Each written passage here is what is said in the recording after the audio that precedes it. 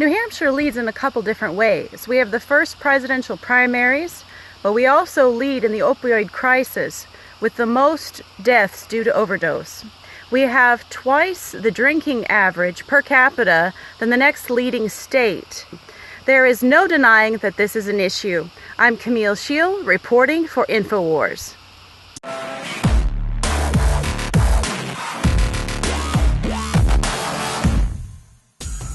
When it comes to helping children in America, most Americans believe that these children have plenty of opportunities for assistance, shelter, and support. But what is actually occurring in America isn't as handled as we are led to believe.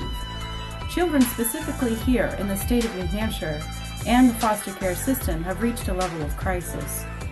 What if you woke up one day and realized how much of a mess you had made of your life? How would you get it back? How would you get your children back? These are the questions that need answers. And to begin getting those answers, we need to dig into deeper questions. The major cause for the rise in children entering the foster care system is the opioid crisis. 85 children were removed from homes with substance abuse in 2010, and jumping to a whopping 329 children in 2015. Just 5 years later, a 387% increase. But where do the drugs come from? And how does so much of it become available? What is going on in New Hampshire today is a perfect storm. We have chaos, destabilization, and lack of funding. Added to that mix, we have lack of awareness. Most people aren't aware of how bad it's becoming, and if they knew, would be overwhelmed by what they hear. In an article published on 2017, the crisis is converging from these three angles, quote, critical need for new leadership and new direction at the state's Division of Children, Youth and Families, an opioid crisis now in its 6th year, and a shortage of licensed foster families. So how does a state in the 21st century America go from having a problem to a full-blown crisis? How do we go from being one of the nation's foremost states to raise a child to being one of the worst for child reentry into foster programs? The Bible says that the love of money is the root of all evil. As more is coming to light about the dark side of America's shadow government, we find documentation and eyewitness accounts of the CIA's involvement in guarding the production of and transporting into the United States opium. The ensuing epidemic in America skyrocketed. Coincidence? When you research into the globalist plan for an overthrow of America, destabilization of the American family unit is one of their main goals. What we find is the darker side of the storm. Drugs work to destabilize the family through poor monetary decisions and an addiction-led lifestyle. Opium itself destroys the body and also the mind. They lose the ability to cope with life's natural changes. They lose control of themselves and their ability to care for and to provide a safe, nurturing environment for their children. Opioid addictions are difficult to stop. It doesn't take much before your life is overtaken and overturned. And when there is an environment of addictions, the number and rate of addictions to other substances besides opium are also increased. We see this proven in the high number of alcoholic addictions in New Hampshire as well. Is it possible that we need new legislation to handle this influx of drugs, which rogue elements of our own government is bringing in? Is this merely a case of one hand putting out the fires that the other hand is creating? Are we here to balance out the yin and the yang?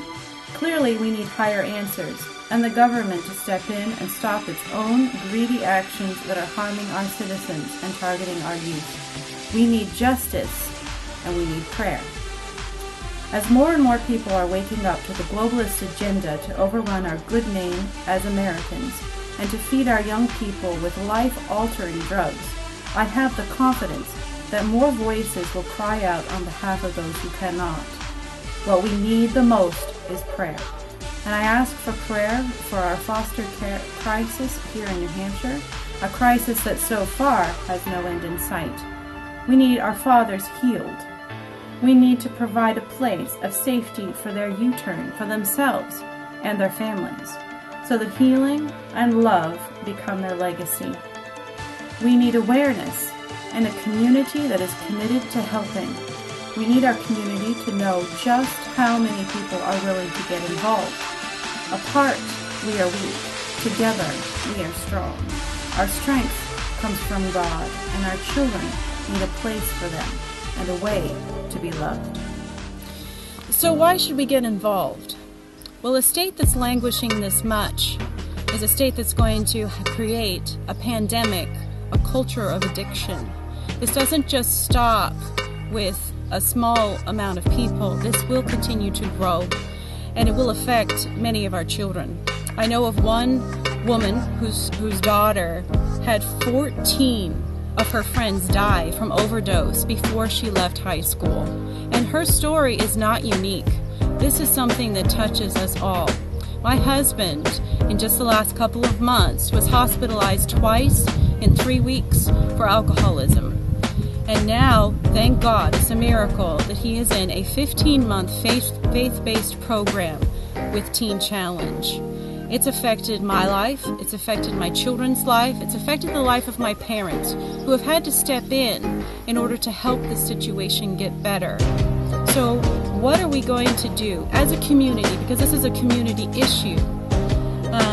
I have a friend too that has been working with these people a lot, the foster care helpers, providers, and parents. And the main thing that I've heard over and over again is the exhaustion.